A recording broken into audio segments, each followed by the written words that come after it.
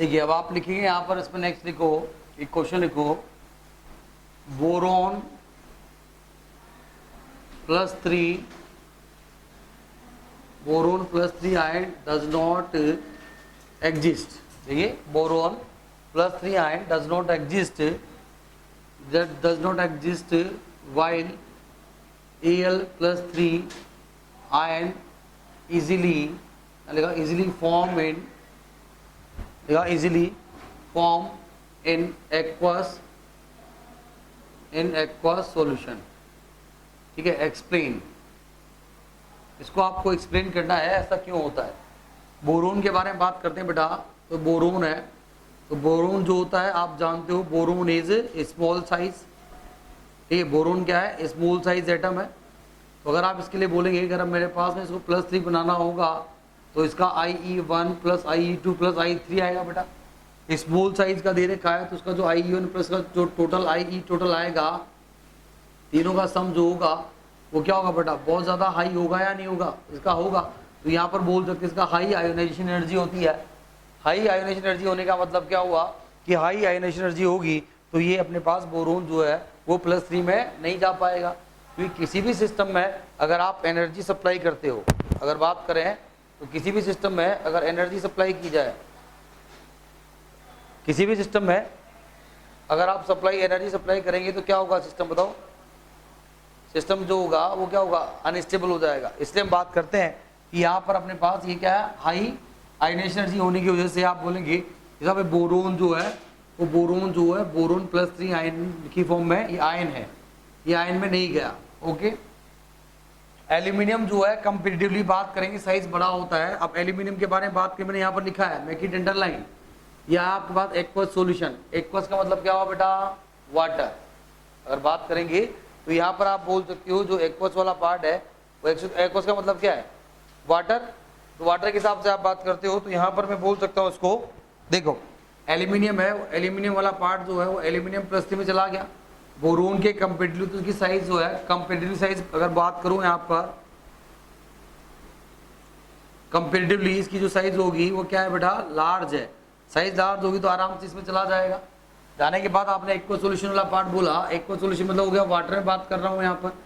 जब aqueous solution में अगर मैं वाटर में बात करूंगा तो यहाँ से अपने पास आपने बोला सर ये वाटर आपने बोल दिया, तो वाटर में अगर आप देखेंगे तो क्या हो गया, जो Al जो दे रखा है +3 उसके चारों ओर अगर आप देखेंगे तो Al+3 वाटर में अगर आप इसको ऑब्जर्व करोगे तो क्या होगा, वाटर के मोलिक्यूल चारों ओर से इसको क्या कर लेंगे बेटा, सराउंड कर लेंगे। तो यहाँ पर इसका क्या हाइड्रेशन एनर्जी बहुत ज़्यादा हो जाएगा। जैसे आपने बोला ये एल्यूमिनियम दे रखा है, ये एल्यूमिनियम जो है +3 रहेगा तो यहाँ पर क्या बोल सकते हैं, वाटर के जो मोलिक्यूल होंगे वो इसको सब तरह से क्या कर लेंगे बेटा, सराउंड कर लेंगे। ये इस तरह से चारों ओर उसके क्या आ जाएंगे बेटा, वाटर के मोलिक्यूल्स यहाँ पर आ जाएंगे। ठीक है, वाटर के मोलिक्यूल्स यहाँ पर आएंगे। इसके बाद डेल्टा नेगेटिव, इसके बाद भी delta negative, delta negative, delta negative, और ये डेल्टा नेगेटिव वाला पार्ट है। यहाँ से आप बोल सकते हो इसको बनाया तो क्या हुआ, यू कैन सी यार ये वाटर के मोलिक्यूल्स होंगे सब तरह से इसको सराउंड करेंगे तो इसको बोला जाता है यहाँ पर इनके बीच में क्या हुआ, एक अट्रैक्शन हुआ। और ये जो वाटर है इसका डायपोल और इस आयन के बीच में एक यहाँ पर अट्रैक्शन होता है, उसके हिसाब से यहाँ पर क्या होता है बेटा, हाइड्रेशन एनर्जी होती है। तो एल्यूमिनियम +3 एक्वस सॉल्यूशन में स्टेबल होता है, बनता है। क्यों बनता है, तो उसका लॉजिक ये है कि हमारे पास Al+3 एक्वस वाला पार्ट लिखा है। ऐसा क्यों लिखा, तो वहां पर समझा, तो यहाँ लिखेंगे ड्यू टू हाई, ठीक है, due to high hydration energy. तो यहाँ पर हाई हाइड्रेशन एनर्जी होने की वजह से Al+3 तो बेटा बनता है पर बोरोन +3 नहीं बनता। आगे बात समझ में, तो ये एक का मेन पार्ट था कि why we are going to observe boron +3 बनेगा और ये नहीं बनेगा। ठीक है, देखो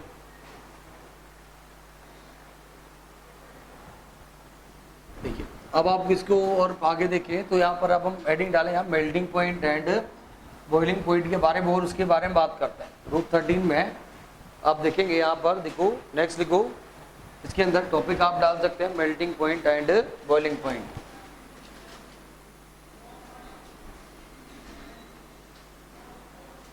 melting point and boiling point, melting point and boiling point.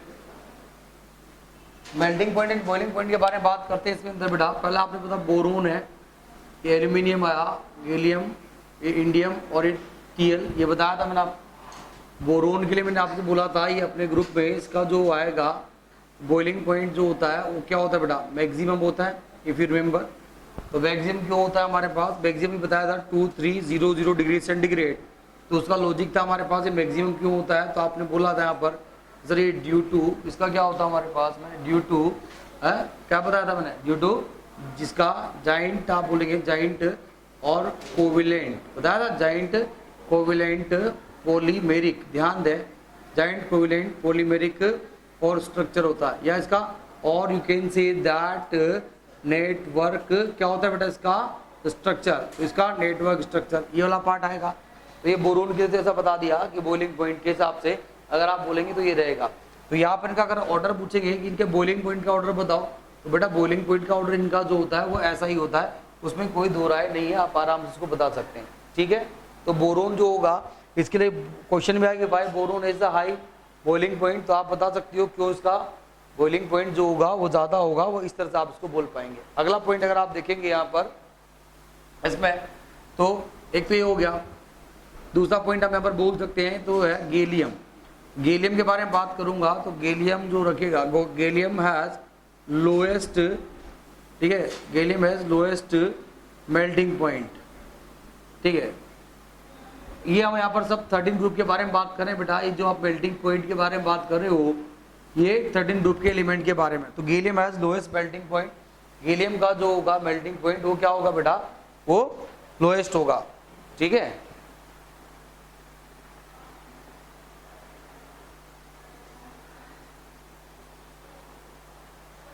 तो यहाँ पर गैलियम का जो मेल्टिंग पॉइंट है वो मैंने बताया it has lowest melting point हमारे पास में। तो यहाँ पर लिखेंगे इसका answer due to melting point, due to आप यहाँ पर बोल सकते हो, यहाँ पर जो है फोर्सेस जो होते हैं इसके अंदर वो क्या होते हैं बेटा, वीक होते हैं। तो due to the weak binding forces, due to या weak binding forces, weak binding forces in the system. मतलब यहाँ पर मैं गैलियम के बारे में बात कर रहा हूँ, इसके अंदर क्या होगा, वीक बाइंडिंग फोर्सेस हमारे पास होते हैं। या फिर आप बोल सकते हो कि जैसे आपने इस बोरोन का बोला, बोरोन के लिए इसका जाइंट कोवेलेंट पॉलीमेरिक स्ट्रक्चर होता है, उसी तरह से अगर आप गैलियम के बारे में बात करेंगे यहाँ पर तो उसके लिए क्या बोलेंगे, it has distorted metallic structure. यहाँ पर गैलियम के बारे में बात करूंगा तो ये होगा कि it has distorted, it has distorted, और ये अपने पास है metallic, it has distorted metallic structure, ठीक है। It has distorted metallic structure आप लिखेंगे विद इंटरेक्टिंग डाइमर, ठीक है, विद इंटरेक्टिंग डाइमर। मतलब आप देख सकते हो गैलियम का मेल्टिंग पॉइंट लोएस्ट था, बोरोन का आपने बोला बॉइलिंग पॉइंट पे, दोनों के बारे में बात कर रहा हूं मैं। यहाँ पर आपके पास ये पॉलीमेरिक स्ट्रक्चर था, जबकि इसका अगर बात करेंगे तो इसका इंटरेक्टिंग मॉलिक्यूल्स जो है वो किसकी फॉर्म में बेटा, डाइमर। और दूसरा क्या लिखा, डिस्टोर्टेड मेटेलिक स्ट्रक्चर है। डिस्टोर्टेड मेटेलिक स्ट्रक्चर होने का मतलब है कि फोर्स जो होंगे इनके बीच में वो एक प्रॉपर अलाइनमेंट में नहीं है। जब वो फोर्सेस अगर एक प्रॉपर अलाइनमेंट में नहीं रहेंगे, अगर वो डायरेक्शनल रहेंगे तो उससे क्या फायदा कि अगर प्रॉपर डायरेक्शन में नहीं है तो अट्रैक्शन फोर्स ज्यादा नहीं रहेगा। इसीलिए यहाँ पर लिखा distorted metallic structure with interacting, देखा विद इंटरैक्टिंग डाइमर। डाइमर, ये डाइमर देखो ये तो डाइमराइज फॉर्म में ही है, जबकि ये क्या हो गया बेटा, पॉलीमेरिक स्ट्रक्चर हो गया। पॉलीमेरिक स्ट्रक्चर हो जाएगा तो आप बोलेंगे कि सरफेस एरिया, देखो ध्यान से, सरफेस एरिया इसके अंदर तो क्या है, बहुत ज्यादा होगा। जबकि अगर यहाँ डाइमर है तो यहाँ पर डाइमेरिक फॉर्म में उसकी कमिट सरफेस एरिया तो क्या है, कम है। तो इन दोनों में बोलो सर तो बॉइलिंग पॉइंट है या मेल्टिंग पॉइंट है। तो हम मेल्टिंग और बॉइलिंग पॉइंट के हिसाब से दो ही पॉइंट हमें यहाँ पर बोलने होते हैं।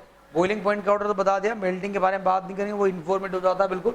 बट अभी आप बात करेंगे इसका, तो कभी आ जाए कि भाई among the 13 group elements which has lowest melting point, which is highest boiling point, बता सकते हैं। और what should be the boiling point order, वो भी आप बताएंगे।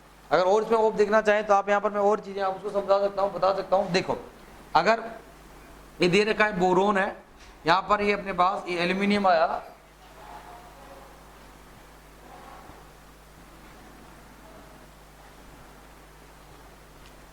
ये देखो ये बोरोन, ये एल्यूमिनियम, गैलियम, इंडियम और टीएल, ये दे रखा है मैंने।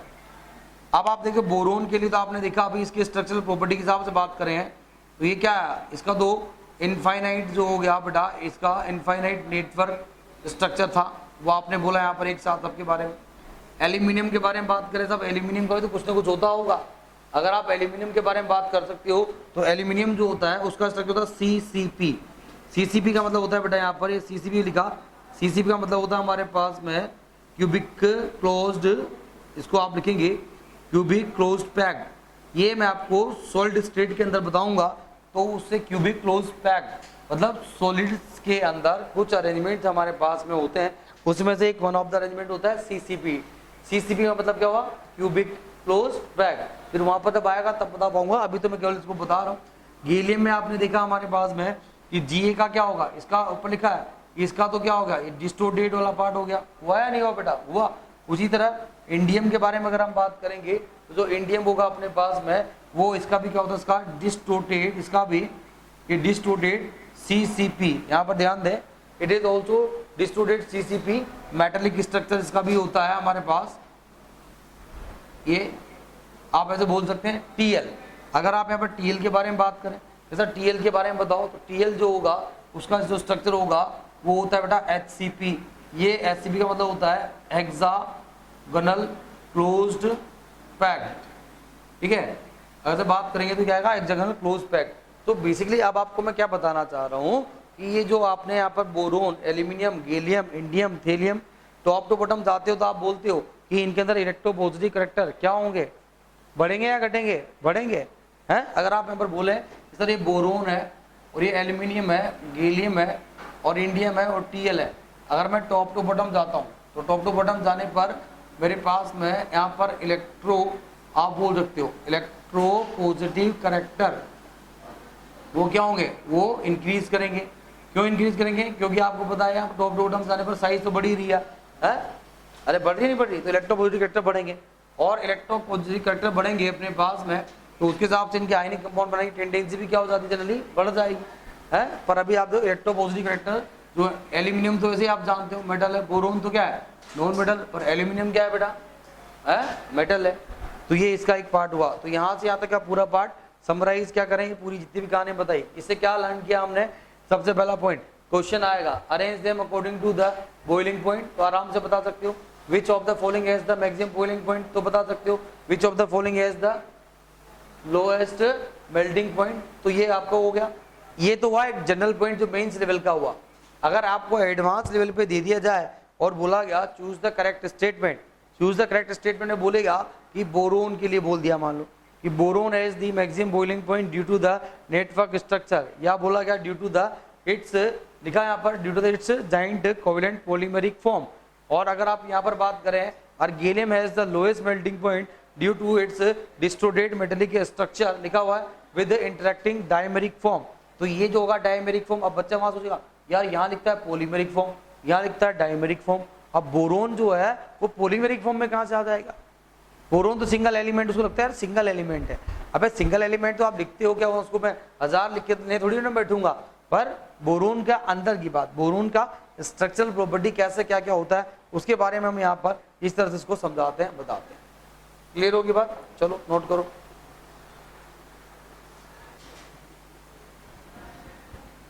तो मेल्टिंग पॉइंट, बॉइलिंग पॉइंट के बारे में बात हुई। इसके बाद में मैं नेक्स्ट जो बात करूंगा यहाँ पर कुछ और चीज़ों के बारे में, क्वेश्चन की फॉर्म में बेटा चीज़ें बताएंगे तो आपको चीज़ें पता रहेगी। अभी हम सारा जो है 13 ग्रुप की फैमिली में जो भी मेंबर्स हैं उन सबके बारे में यहाँ पर डिस्कशन कर रहे हैं, ठीक है ना। अब आप अगला पॉइंट आपने यहाँ पर लिखा, जैसे ये लिखते हैं कुछ क्वेश्चन की फॉर्म में मैं लिखता हूँ, फिर इसको यहाँ पर 1 बाय 1 डिस्कस करते हैं। एक क्वेश्चन नंबर 1 लिखा यहाँ पर फिर कि बोरोन डज नॉट फॉर्म, लिखा boron does not form ionic compound,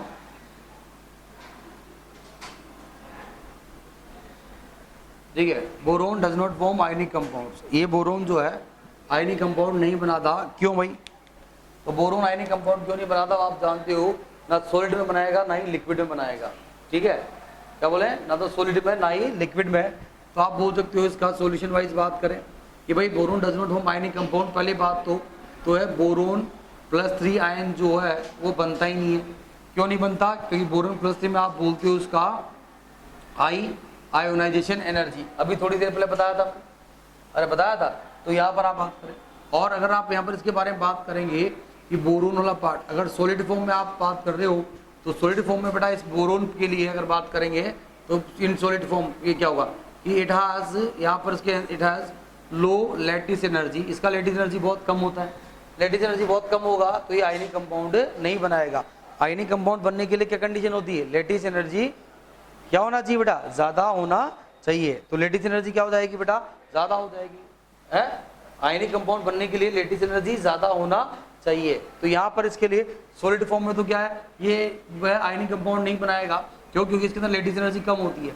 अगर आपने यहाँ पर बोला इसके लिए बेटा यहाँ लिक्विड फॉर्म आपने बोला, लिक्विड फॉर्म में बोलूंगा तो लिक्विड फॉर्म में हमारे पास क्या होगा, it has low hydration energy.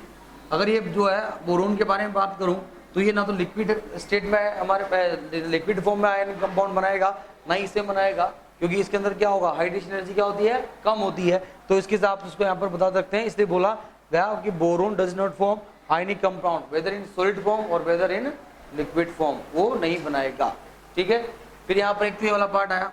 एक और क्वेश्चन मैंने यहाँ पर लिखा, देखो क्वेश्चन नंबर 2, क्वेश्चन नंबर 2 आप बोल सकते हो उसके अंदर the trihalide of group 13 elements form complexes. Why? ये trihalide of group 13 element form complexes, ये कैसे होता है। ट्राईहेलाइड का मतलब आप जानते हो, यहाँ पर क्या हो जाएगा इसका, जैसे मान लो आप लोग ट्राईहेलाइड के बारे में बात कर रहे हैं, तो ये इसका आंसर क्या होगा कि ये बोल रहा है कि trihalide of group 13 element form complexes, ये कॉम्प्लेक्सेस जो है वो बनाते हैं, ऐसा क्यों, तो इसका आंसर आप लिखते हो due to Lewis acid base interaction. तो ये क्यों बनाते हैं, उसका आंसर आएगा ड्यू टू, आप बोले लुईस एसिड, ठीक है, due to Lewis acid base interaction, ये due to Lewis acid base interaction. अभी आप देख सकते हो लुईस एसिड बेस इंटरेक्शन मतलब, ध्यान दें सब लोग, ये बेटा यहाँ पर अपने पास आया BF3, ठीक है। BF3 में आप जानते हो बोरोन के पास, मैं कई बार बता चुका हूँ कि बोरोन जो होगा उसके पास में ये जो है वो वेकेंट कौन सा ऑर्बिटल है बेटा, वेकेंट p ऑर्बिटल है। और ये बोरोन जो है वो यहाँ पर बोला, एक यहाँ पर बोला, एक ये बोला, एक पे बोला, ये बोला, तो ये जो मॉलिक्यूल है, ये मॉलिक्यूल क्या हो गया, ये मॉलिक्यूल क्या है बेटा, ये इलेक्ट्रॉन डेफिशिएंट हो गया। क्या हो गया, इलेक्ट्रॉन डेफिशिएंट। देखो 6 इलेक्ट्रॉन है, इलेक्ट्रॉन डेफिशिएंट है, तो इसके ट्राईहेलाइड तो ये हो गया। अगर मैं यहाँ पर एक मैं F- लेके आऊँ तो F- के पास तो बेटा बहुत सारे लोन पेयर हैं, तो ये क्या होगा, ये तो जो होगा जो इलेक्ट्रॉन डेफिशिएंट है और इसके बाद लोन पेयर है, ये आराम से क्या करेगा, अपना लोन पेयर इसको दे सकता है। अब यहाँ पर इसको देगा तो ये क्या हो जाएगा, ये कंपाउंड बनेगा B, और ये F4 हो गया, F बनाया, एक F बनाया और एक F बनाया, ये इस तरह से, और चार्ज के ऊपर यहाँ माइनस लगा दिया। वैसे तो बोरोन का मतलब ऊपर लगा सकते, तो यहाँ पर आराम से आप बोल सकते हो ये जो बना अपने पास एक तरह से ये एक कॉम्प्लेक्स बन गया, और एक कॉम्प्लेक्स जो बनेगा वो क्या है, ये एक तरह का टेट्राहेड्रल कॉम्प्लेक्स है। वो ऑर्डिनेशन नंबर कितना है इसका बेटा, 4 है। तो ये इसने लोन पेयर दिया, जो लोन पेयर देता है वो क्या होता है बेटा बताओ, जो लोन पेयर देता है वो लुईस बेस होता है, और जो लोन पेयर लेता है वो क्या हो गया बेटा, वो अगर बोला जाए वो लुईस एसिड, तो ये लुईस एसिड बेस इंटरेक्शन हो गया। और यहाँ क्या किया इसने, कॉम्प्लेक्स बनाया नहीं बनाया, बना दिया। तो इस तरह से आप यहाँ पर बता सकते हो। उसी तरह अगर आप बोले सर ये तो बोरोन था, एल्यूमिनियम में देखो Al जो है F3 है, AlF3 तो बेटा आयनिक होता है, ठीक है, और AlF3, और आप ध्यान देंगे सब लोग AlCl3 है या AlBr3 है या AlI3 है, ये तीनों तो बेटा अपने पास में कोवेलेंट नेचर के होते हैं, ठीक है। पर ये एल्यूमिनियम जो होगा वो क्या होगा, ये आयनिक नेचर का होता है। इसकी इलेक्ट्रॉनिक डिफरेंस आता है, मोर इलेक्ट्रोपॉजिटिव है, ये मोर इलेक्ट्रोनेगेटिव एटम है। यहाँ पर आप बोल सकते मोर, ये तो क्या हो गया मोर इलेक्ट्रोपॉजिटिव, और ये क्या हो गया यहाँ पर, ये मोर इलेक्ट्रोनेगेटिव हो गया, इसलिए आयनिक रहेगा ये। यहाँ पर भी आप बोल सकते हो AlF3 आयनिक है, it's okay, no problem, but आराम से 3F- के साथ मिलकर बिठाइए, ये क्या बनाएगा AlF6 का, यहाँ पर एक 3- का, ये इस तरह से कॉम्प्लेक्स बनाएगा, कॉम्प्लेक्स विद कोऑर्डिनेशन नंबर 6। ये जो कॉम्प्लेक्स बनेगा, ये कॉम्प्लेक्स जो आया वो क्या होगा बेटा, ये ऑक्टाहेड्रल कॉम्प्लेक्स है। कैसा कॉम्प्लेक्स है, ऑक्टाहेड्रल कॉम्प्लेक्स। ठीक है, देखो अभी आप यहाँ पर देखो, इसके अंदर एल्यूमिनियम था, एल्यूमिनियम जो है बेटा वो +3 में है, और 3F- जो थे उसके पास में इस तरह चारों ओर से अट्रैक्शन था, ये इससे अट्रैक्टेड थे। ध्यान दे सब लोग, Al+3 दे रखा होता है। अब ये Al+3 जब होता है बेटा, तो Al+3 जो होता है वो अपना जो है, यहाँ पर आप ध्यान दें, मैक्सिमम जो होगा वो कोऑर्डिनेशन नंबर जो है वो कितना शो करेगा बेटा, वो 6 शो करता है। कितना शो करता है, 6। और दूसरी बात आप यहाँ पर आराम से देख सकते हो कि इसके पास में वेकेंट d ऑर्बिटल है या नहीं है बेटा, है। तो ये अपना कोवेलेंस के हिसाब से भी बोल सकता हूँ, और ये वेकेंट ऑर्बिटल में लोन पेयर को आराम से एक्सेप्ट भी कर सकता है। इसलिए यहाँ पर जब बोला जाएगा तो 3F-, ध्यान दो 3F- मतलब 3 और 3 तो थे पहले, और 3 और मिले, तो 3 अगर इसको और मिल जाएंगे तो आप आराम से इसके बारे में बात कर सकते हो। अगर 3 और इसको मिलेंगे बेटा, तो 3 के हिसाब से मैं बात करूँ तो ये क्या करेगा, टोटल मिला के यहाँ पर क्या कर देगा, ये Al(F6- बनाएगा, नहीं बनाएगा बेटा, बनाएगा। तो ये Al(F6) 3- यहाँ पर कॉम्प्लेक्स बन गया। ये इफेक्टिव क्या ऑक्टेहेड्रल कैसे है, ये एल्यूमिनियम है, ये इसका +3 होगा, एक F- यहाँ पर अपने पास आया, एक यहाँ पर रहेगा, एक यहाँ पर हमने बनाया, एक यहाँ पर बनाया बेटा, और एक F- यहाँ बनाऊंगा, और एक F-, 6F हो गए। 6F तो आप आराम से देख सकते हो, एक इधर से, एक इधर से, एक इधर से, एक इधर से, ये इधर से। आप देख सकते हो पूरा जो कंपाउंड है वो क्या बना, ऑक्टाहेड्रल बना। देख लो आप यहाँ पर, ये जो मॉलिक्यूल बन रहा है, इस मॉलिक्यूल के बारे में बात करूंगा। ये 4 तो स्क्वायर में चले गए, यहाँ पर इस तरह से बना दिया मैंने। तो जो मॉलिक्यूल बना, दिस मॉलिक्यूल, ये दिख रहा है आपको, बेटा इसको यहाँ से और मिला दो, तो ये क्या आएगा, इसका यहाँ पर ऑक्टाहेड्रल ज्योमेट्री इसकी ऑब्जर्व की जाएगी, तो ये ऑक्टाहेड्रल बन गया। क्लियर होगी बात। तो मैंने क्वेश्चन लिखा था, the trihalides, I am writing the trihalides of group 13 elements form complexes by, क्यों बनाएंगे, तो उसका आंसर है due to the Lewis acid base interaction. तो ये इसको लुईस एसिड बेस इंटरेक्शन हिसाब से इस तरह कॉम्प्लेक्स की फॉर्म में चला जाएगा। ठीक है, अरे ठीक है, तो इसको आप नोट डाउन करो। हो गया भाई। अब आगे देखो, नेक्स्ट ये आपको मैंने बोरोन के बारे में धीरे सारी चीजें बताता जा रहा हूं मैं। अब नेक्स्ट यहाँ पर से कुछ बोरोन के कुछ यहाँ पर कंपाउंड्स के बारे में थोड़ा और हम डिस्कशन करेंगे, तो वो एक पार्ट अपने पास और आगे अच्छा खासा चला जाएगा। ठीक है, नेक्स्ट अगर हम बात करें अभी, तो अब आप नेक्स्ट लिखो इसके अंदर,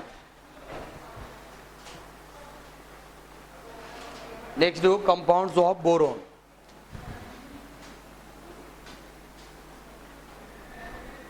compounds of boron.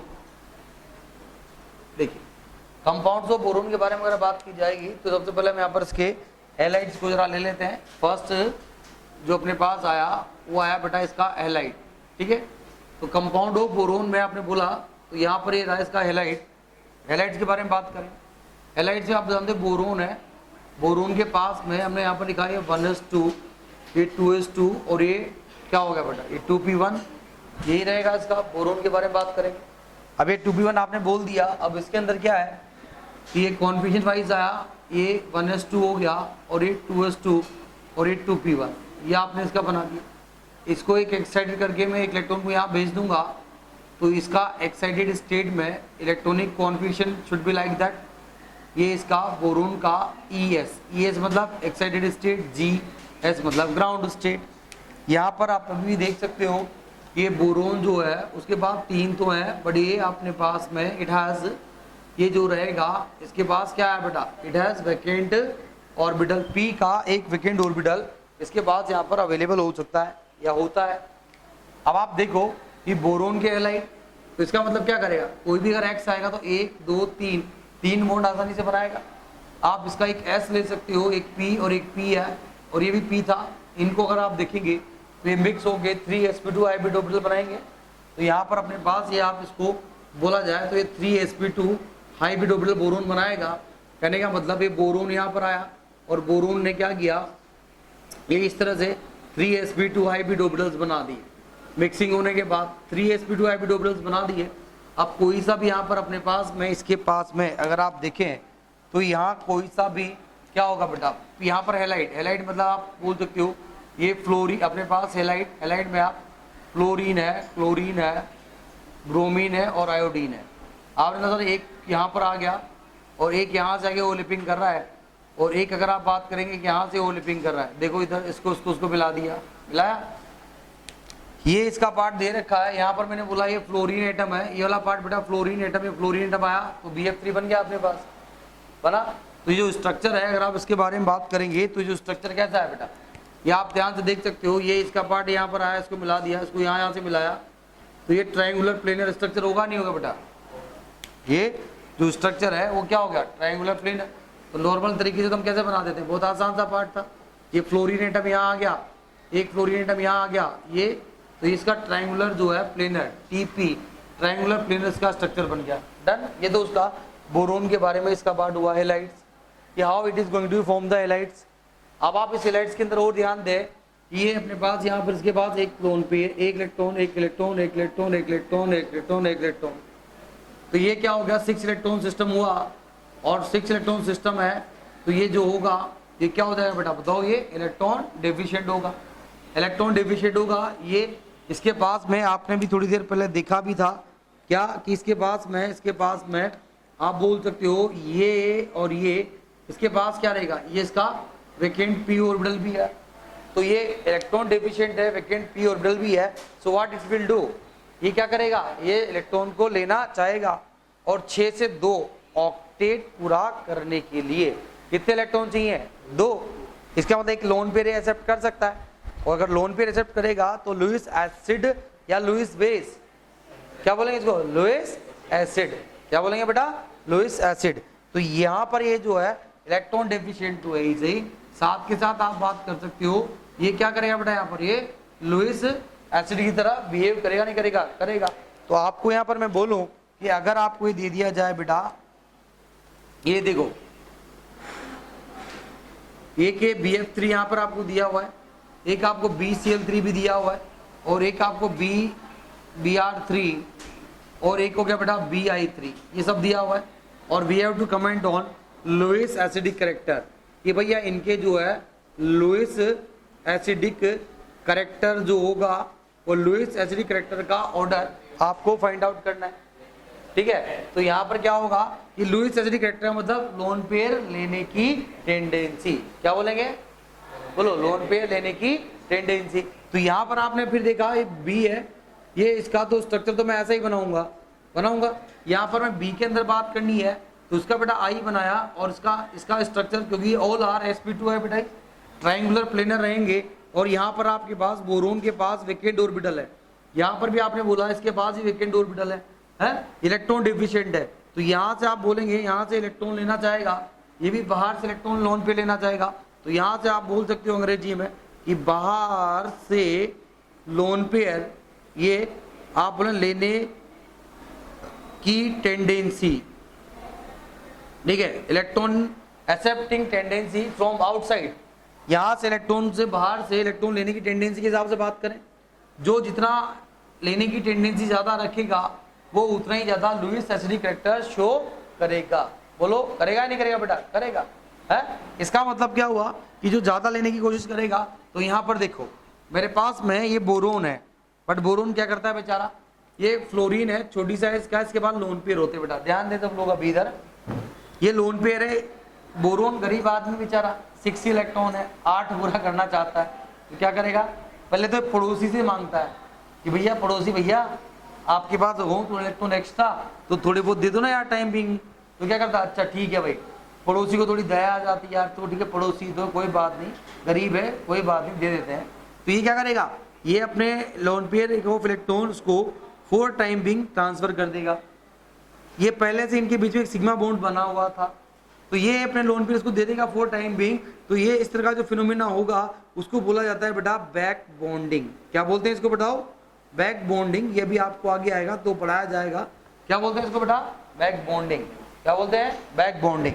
Back bonding हुई, ये इसका कौन सा ऑर्बिटल था, ये 2p, और इसका भी कौन सा ऑर्बिटल है 2p। तो यहाँ पर जो बैक बॉन्डिंग हुआ वो कौन सा हुआ, 2p पाई और 2p पाई। कौन सा हुआ बेटा, बोलो, 2p पाई और 2p पाई। समझ आएगी बात। तो ये जो बैक बॉन्डिंग हुआ वो 2p पाई और 2p पाई हो गया। क्लियर होगी बात। अब आप अगला पॉइंट देखो, ये 2p5 बैक बॉन्डिंग आपने बना दिया। यहां पर बात करूंगा तो यहां पर भी तो ये आयोडीन भी तो बैक बॉन्डिंग कर सकता है, यहां पर भी बैक बॉन्डिंग ये करेगा, तो ये भी क्या है 2p5, बट ये क्या होगा बेटा 5p5। आपको मैंने बताया था कि अगर 2p5 यहां पर क्या है एनर्जी गैप 2p5 और 5p5, यहां एनर्जी गैप ज्यादा है, तो यहां पर एनर्जी गैप ज्यादा होगा तो ये पाई बॉन्ड उतना इफेक्टिव नहीं होगा। मतलब ये जो होगा ये एनर्जी गैप क्या है, यहां पर आप बोल सकते हो कि सर ये एनर्जी गैप जो है वो क्या है बेटा ज्यादा है, तो ये अपने पास जो है यहाँ पर जो बैक बॉन्डिंग है वो बैक बॉन्डिंग जो होगा back bonding is not effective. ये जो बैक बॉन्डिंग है वो इफेक्टिव नहीं होएगा। जब बैक बॉन्डिंग इफेक्टिव नहीं होगा तो पड़ोसी ढंग से लोन पेयर दे नहीं पा रहा, तो क्या होगा बेटा इसकी लोन पेयर फ्रॉम आउटसाइड है, यहाँ पर बोल सकते हैं, यहाँ पर आप बोल सकते हो कि लोन पेयर एक्सेप्टिंग टेंडेंसी, अगर बात करूं lone pair accepting tendency from outside, ठीक है, फ्रॉम आउटसाइड इज क्या हुआ मैक्सिमम हुआ, बोलो हाँ होगा या नहीं होगा, होगा। आउटसाइड से इलेक्ट्रॉन को लोन पेयर को एक्सेप्ट करने की टेंडेंसी, लेने की टेंडेंसी ज्यादा होगी तो इसके अंदर लुईस एसिडिक कैरेक्टर क्या हो जाएंगे बेटा बढ़ जाएंगे। आगे बात समझ में, तो ये इसका एक पूरा एक्सप्लेनेशन जो आएगा वो इस तरह का रहेगा। अब आप आराम से इनके बारे में ये आप देख सकते हो, ये मैं इसको यहाँ पर इस तरह बोलूँ, ये पूरा पार्ट इनके लुईस एसिडिक कैरेक्टर का ऑर्डर इस तरह से समझाया जाएगा।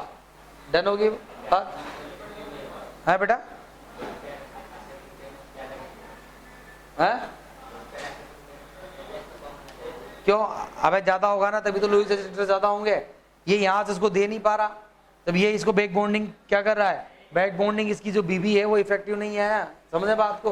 तो जब इसका ये बैक बॉन्डिंग इफेक्टिव नहीं है तो क्या होगा, अब ये यहाँ से नहीं मिल पा रहा है इसको, तो कहाँ से लेगा, बाहर से लेगा, तो बाहर से लेने की टेंडेंसी क्या होगी ज्यादा होगी, तो बाहर से लेने की टेंडेंसी ज्यादा होगी तो उसके अंदर लुईस एसिडिक कैरेक्टर क्या हो गए ज्यादा हुए या नहीं हुए छापो।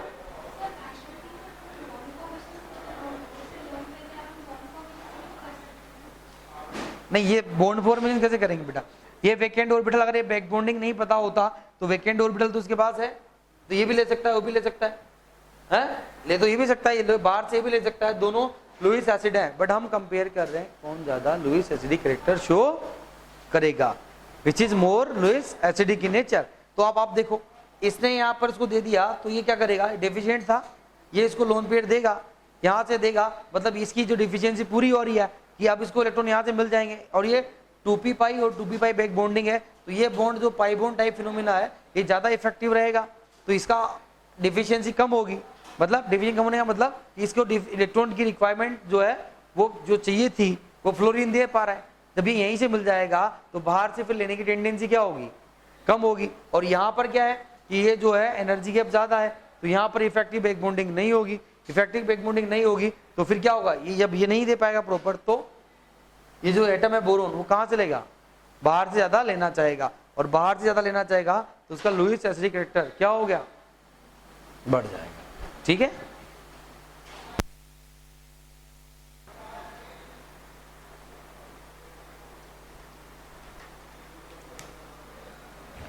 तो ये कंपाउंड बोरोन, एक तो हैलाइड्स के बारे में मैंने आपको एक आइडिया बताया कि हैलाइड्स में जो है होता क्या है, ठीक है बेटा, हैलाइड्स के हिसाब से हमने देखा कंपाउंड जो बोरोन में हैलाइड के अंदर लुईस एसिडिक कैरेक्टर वाला पार्ट आपने बता दिया।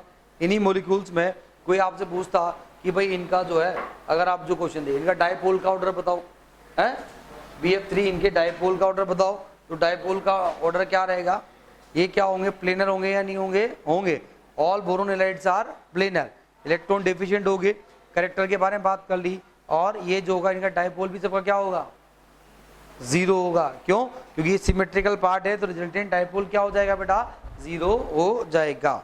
ठीक है, अब अगला पॉइंट जो मैं यहाँ पर बात करें उसमें आप बोल सकते हो बोरोन, एक और क्वेश्चन लिखा कि boron and aluminium halides are, देखो boron and aluminium halides are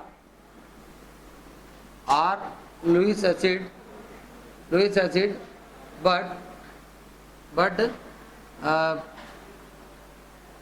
but only aluminium form, but only aluminum form dimer while boron does not। Aluminium तो डायमर बनाता है बेटा, बट क्या होगा, बोरोन डायमर नहीं बनाता। क्यों नहीं बनाता, जरूर समझाते हैं। बोरोन है अपने पास, यहाँ पर आपने मान लो ये BF3 ले लिया, 2 मोलिक्यूल, डायमर का मतलब होता है बेटा 2 मोलिक्यूल आपस में मिलके कंपाउंड बनाए, तो उसका डायमर बनाना होता तो ये B2F6 होता, बट हमने बोला B2F6 वहाँ से जो है वो क्या है अपने पास, वो डायमराइज नहीं होते, बनते ही नहीं है। क्यों नहीं बनते, लॉजिक की तरफ बना दो तो क्या दिक्कत क्या हो जाएगी बताओ। ये बोरोन है, अगर आप यहाँ पर बोलेंगे ये फ्लोरीन वाला पार्ट आ गया, ये फ्लोरीन वाला पार्ट आ गया, और ये फ्लोरीन वाला पार्ट भी हो गया, और ये फ्लोरीन, यहाँ पर अपने पास एक ये फ्लोरीन है, यहाँ पर एक फ्लोरीन है, इसको यहाँ मिला दिए, इसको यहाँ मिला दिए, तो फ्लोरीन वाला पार्ट अपने पास हमने बता दिया।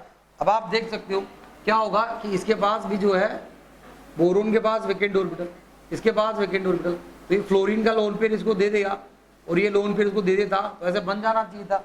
तो ये B2F6 जो बनेगा ऐसे बनना चाहिए था। एक बार हमने बना तो दिया, इसमें बात करेंगे, बनाया तो सही, but the main point is this, ये फ्लोरीन जो है, यहाँ पर देखो फ्लोरीन एटम जो है आपके पास, और ये बोरोन एंड फ्लोरीन एटम, ये बहुत एटम जो है बोथ आर इन स्मॉल, ध्यान दें both are in small size, ये दोनों के दोनों है छोटी साइज के हैं हमारे पास में, पहली बात तो। फिर आप क्या करें, छोटी साइज के हैं, फिर आपने यहाँ पर एक ये 4 मेंबर्ड वाला पार्ट था, ये 4 मेंबर्ड रिंग बनाया, ठीक है। फ्लोरीन हैज प्रेजेंस ऑफ, ध्यान दें प्रेजेंस ऑफ लोन पेयर्स, उसके बाद लोन पेयर्स भी है, तो boron fluorine atom both are in small size, 4 member ring भी बनी। तो ये क्या हो गया कि यहाँ पर अपने पास इनके बीच में जो होगा रिंग स्ट्रेंथ है, बॉन्ड्स के बीच में स्ट्रेंथ बढ़ जाता है, तो यहाँ पर अपने पास सारी चीजें होगी। यहाँ पर अपने पास आप बोल सकते हो रिंग स्ट्रेंथ, ध्यान दें रिंग स्ट्रेंथ भी बढ़ गया, बॉन्ड। तो ये मैंने आपको बताया इसके अंदर क्या होगा, ये BF6 जो B2F6 नहीं बनेगा। अब आप बेटा एल्यूमिनियम पे आ जाओ, अगर आप एल्यूमिनियम के बारे में बात करेंगे तो ये AlCl3 है, इसका भी एक AlCl3 मोलिक्यूल और होगा, तो ये आराम से क्या करेगा, वैकेंट ऑर्बिटल तो इसके पास भी है, इसका लोन पेयर है, इसका लोन पेयर है, तो यहाँ पर भी आप देख सकते हो कि इसके पास भी एक वैकेंट ऑर्बिटल है, p ऑर्बिटल वाला पार्ट आया, ये इसके पास भी आ गया बेटा। अब क्या हो जाएगा, ये यहाँ पर जो है जब आप इसको डायमर बनाएंगे तो आराम से डायमराइज हो सकता है ये।